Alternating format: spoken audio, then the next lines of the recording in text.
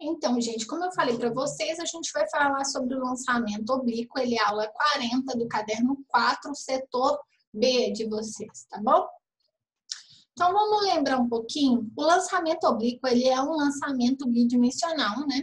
E assim como o lançamento horizontal, ele é um movimento composto. A diferença é que, nesse caso, a gente não vai jogar o corpo de determinada altura e ele vai fazer aquela meia parábola só no movimento de ir para frente e cair. Aqui a gente vai lançar esse objeto com ângulos que são diferentes de 0 e 90, ou seja, a gente vai lançar ele com determinado ângulo entre 0 e 90 graus. E aí ele vai fazer tanto um movimento de subida quanto um movimento de descida. Então, ele é um movimento completo, composto também, assim como o lançamento horizontal, porque ele tem dois movimentos. O movimento horizontal, que é um movimento uniforme, e o movimento vertical, que é composto pelo lançamento vertical durante a subida e a queda livre durante a descida. A gente tem exemplos, né, desse tipo de lançamento em situações como um chute de futebol, né, para lançar para o jogador da frente, né, um atleta no salto à distância ou mesmo alguém jogando uma bolinha de golfe, ela faz uma trajetória com o lançamento desse tipo oblíquo. E aí a gente vai ver agora um pouquinho sobre ele. O lançamento oblíquo, né, ele vai acontecer partindo com uma velocidade inicial. E essa velocidade inicial, ela é uma velocidade que ela não está presente em um eixo específico, porque ela é lançado, o objeto é lançado com um determinado ângulo. Então, ela é um vetor, né, que ele está inclinado. Isso, estava tentando lembrar essa palavra. Inclinado. Nesse sentido, a gente vai ter uma decomposição desse vetor V0 em V0x e em V0y, para decompor esse vetor no eixo de coordenadas. Então, a gente vai ter uma composição em V0x e V0y, e a gente vai ter a seguinte condição.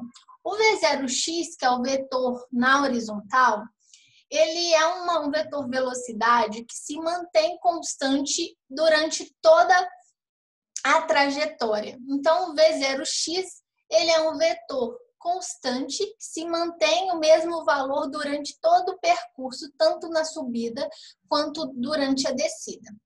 Agora, o V0y, ele altera seu valor. Ele inicia-se, né, como V0y e o VY, né, que é a sua continuidade, ele vai se alterando. Por quê? Porque a velocidade sofre variação no eixo vertical, uma vez que esse eixo está sujeito à ação gravitacional e a velocidade vai se alterar. Durante a subida, a velocidade vai diminuir com o tempo. Então, por exemplo, aqui vai começar um V0y, que é uma velocidade inicial maior, e essa velocidade vai diminuindo até chegar nesse ponto aqui, que é o ponto máximo, onde a velocidade vai zerar. Em Y, tá, gente? Em X é constante. Em Y, ela vai zerar, que é o ponto máximo de máxima altura para aquele objeto. Lembra lá do lançamento vertical que a gente viu. E aí, depois desse movimento chegar aqui, a VY zerar, vai começar o movimento de queda. Durante a queda, o VY começa a aumentar. Então, a velocidade começa a aumentar em Y até chegar aqui no ponto máximo, onde o VY é máximo e ele é o mesmo valor do V0y, só que com o sinal contrário, tá? Lembrando, o Vx, né? Ele é constante até o ponto máximo aqui. A gente vai entender que nesse tipo de lançamento, o tempo que o corpo demora para subir e para descer é sempre o mesmo. Especialmente se ele sai de um ponto e volta para o mesmo ponto. Ou seja, aqui, tá vendo? Eles voltam para o mesmo patamar de altura.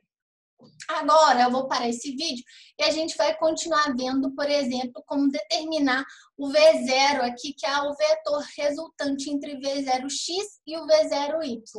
Tá bom? Daqui a pouco eu volto.